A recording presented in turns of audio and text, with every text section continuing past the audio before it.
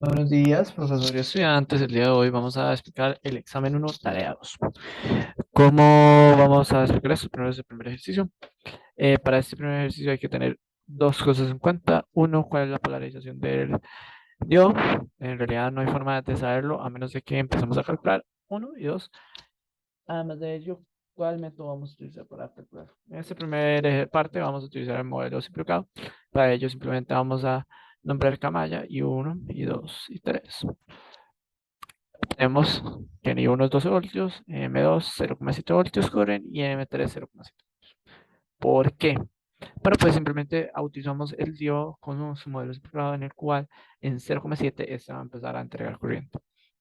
Asumiendo que su punto de operación es 0,7 y la corriente del diodo que nos dé, vamos a obtener nuestro par que ocupamos para el punto de operación simplemente.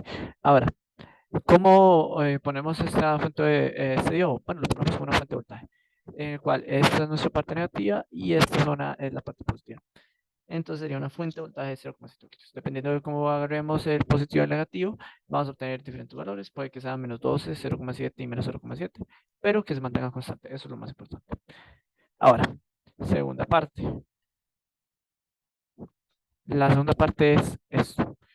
Obtenemos una forma rápida, una revisión sencilla, digámoslo así. Perfecto. En el cual podemos ver que pasan dos cosas. Uno, podemos ver cuál es la dirección de la corriente.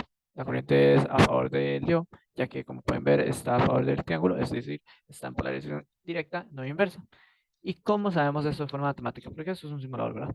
Bueno, pues simplemente restamos I2 menos I3.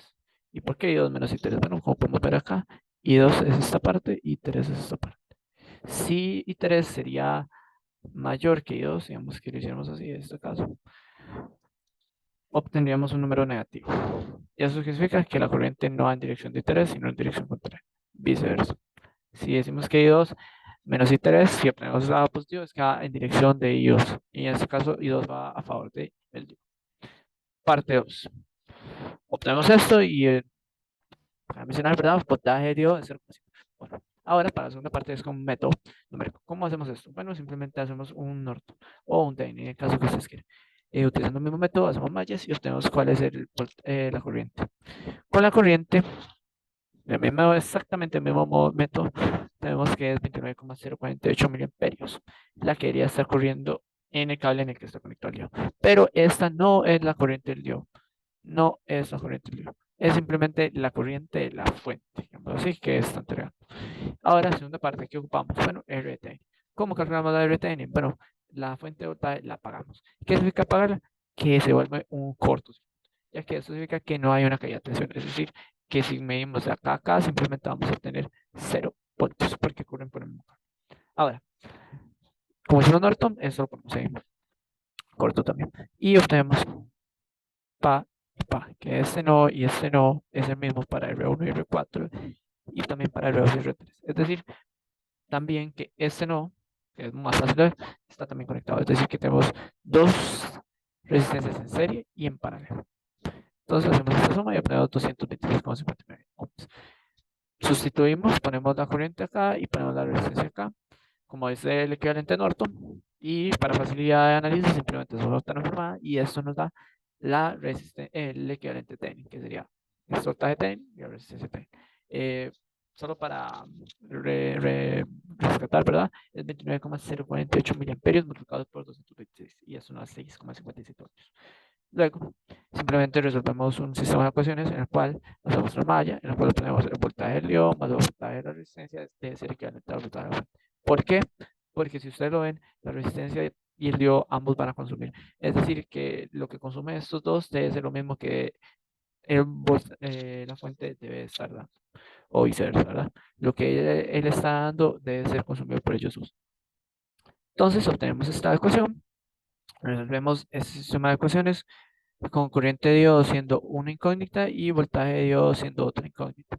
Acá simplemente es 11,6 por 10 a la 3 y la corriente de saturación es de 10 a la menos 12 amperes. Obtenemos dichos datos, los metemos en la calculadora y obtenemos estos dos valores. Ahora, resistencias que tercera parte del ejercicio. ¿Cómo obtenemos la resistencia estática? Resistencia estática es el equivalente que nosotros le vamos a dar al diodo. Es decir, si nosotros decimos en este punto exacto, obtenemos 0,61, 0,6163 voltios y 26,23 miliamperios, ¿cuál es la resistencia que podría yo intercambiar y que me va a dar exactamente esos mismos valores? Con esa misma corriente y con ese mismo voltaje. Bueno, pues ponemos que es 23,5 ohmios. ¿Por qué? Porque como es en el momento exacto y es con corriente, no tenemos ninguna variación. Es decir, ya sabemos que nuestro punto de operación es este y simplemente con ley de Kirchhoff, un análisis de Kirchhoff obtenemos nuestra resistencia. Ahora, la dinámica. ¿Cuál es la diferencia? Ya no tenemos una corriente directa. No.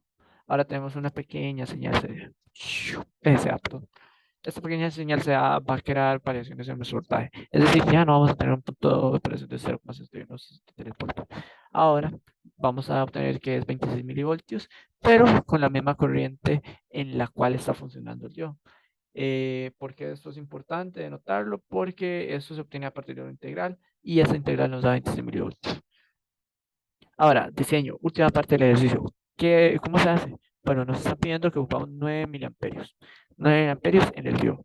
¿Y cómo lo logro? Pues hay dos formas. Diodo, esa viene siendo uno, disculpe por el dibujo tan feo. Y el segundo es agregando una resistencia. También podríamos cambiar la fuente, pero digamos que en la vida real la fuente es lo último que se va a cambiar la mayoría del tiempo. Entonces, ¿cómo lo logro? Bueno, en vez de cambiar el diodo, porque encontrar el diodo exacto, perfecto, que me sirve para 0,9 miliamperios con esa misma fuente es muy difícil. No vale la pena, sinceramente. Entonces, ¿qué hacemos? Utilizamos un método matemático en el cual nos dan, que con el método matemático nos dan que ocupamos una resistencia en serie. Es decir, nosotros cuando estamos haciendo el equivalente Thevenin, decimos que acá hay una resistencia y un diodo. Hacemos el análisis de cuánta corriente debe correr ahí y es exactamente lo mismo, solo que ahora no sabemos cuál es el valor de la resistencia, pero sí sabemos cuál es el valor de la corriente que pasa por ella. ¿Cómo lo resolvemos? Simple y sencillo. Corriente que está por alrededor del circuito es equivalente a 0,9 miliamperios. Fácil, pan conmigo. Corriente de saturación 10 a la menos 12. ¿Por qué? Porque nos lo da el ejercicio, así es como funciona este diodo. Ahora, K, TK y todo esto se mantiene exactamente igual como lo expliqué anteriormente. 11,6 por 10 a la 3 en K y TK simplemente la temperatura de Kelvin, el cual es temperatura ambiente, es decir, 298,15 o 298. Resolvemos esto, obtenemos simplemente VD, VT, simplemente lo metemos a esta malla y solo tendríamos una incógnita. Pero acá hay corriente de diodo y no sabemos cuál es la corriente de diodo. Por supuesto que sí, es 0,9 miliamperios. 0,9 miliamperios, esperamos RX y obtenemos que Rx es 6.484 voltios, cuando en el voltaje del diodo es de 0,53 voltios y su corriente es de 0,9 miliamperios. Muchísimas gracias por su atención.